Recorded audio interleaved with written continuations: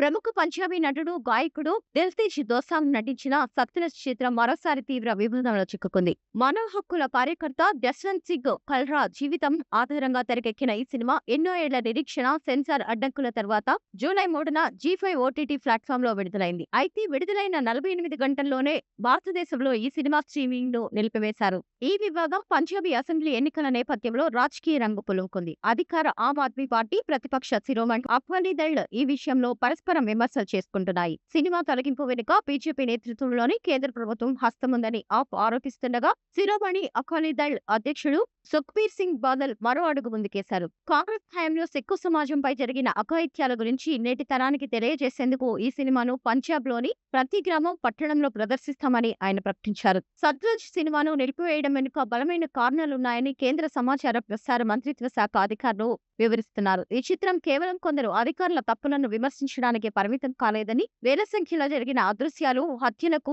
ప్రభుత్వమే బాధ్యురాలని చూపే ప్రయత్నం జరిగిందని వారు పేర్కొన్నారు. ప్రభుత్వ ఉగ్రవాద వ్యతిరేక చర్యలను వ్యవస్థాగత అణచివేతగా చిత్రీకరించారని అధికారులు ఆరోపించారు. పంజాబ్‌లోని ప్రస్తుత భద్రతా పరిస్థితుల దృష్ట్యా ఈ చిత్రాన్ని సున్నితమైన అంశంగా పరిగణించవలసి ఉందని వారు తెలిపారు. ఉగ్రవాద కాలం నాటి భావోద్వేగపూరిత కథాంశం యువతలో, విదేశాల్లోని సిక్కులలో మళ్లీ పాత గాయాలను రేకెత్తించవచ్చని ఆందోళన వ్యక్తం చేశారు. ఇప్పటికే ఖలిస్తాన్ అనుకూల గ్రూపులు, పాకిస్తాన్‌కు చెందిన సంస్థలు ఈ సినిమా కథనాన్ని భారత వ్యతిరేక ప్రచారానికి వాడుకుంటున్నాయని ప్రభుత్వ వర్గాలు వెల్లడించాయి. ఈ వివాదం నేపథ్యంలో థియేటర్లలో విడుదల కాకుండా నేరుగా ఓటీటీలో రిలీజ్ అయ్యే చిత్రాలలో అన్ని సినిమాలకు సెన్సార్ బోర్డు ధృవీకరణ తప్పనిసరి చేసేలా ఇన్ఫర్మేషన్ టెక్నాలజీ చట్టానికి సవరణలు చేయాలని కేంద్రం యోచిస్తున్నట్లు తెలుస్తోంది. మే 23లోనే ఈ సినిమా విడుదలను నిషేధిస్తూ సీబీఎఫ్సీ నోటీసులు జారీ చేసిందని నిర్మాతలు కోర్టులో ఆశ్రయించి ఆ తర్వాత కేసును ఉపసంహరించుకున్నారని అధికారులు గుర్తు చేశారు. ఈ పరిణామాల గురించి తమకు తెలియని జీ5 మంత్రిత్వ శాఖకు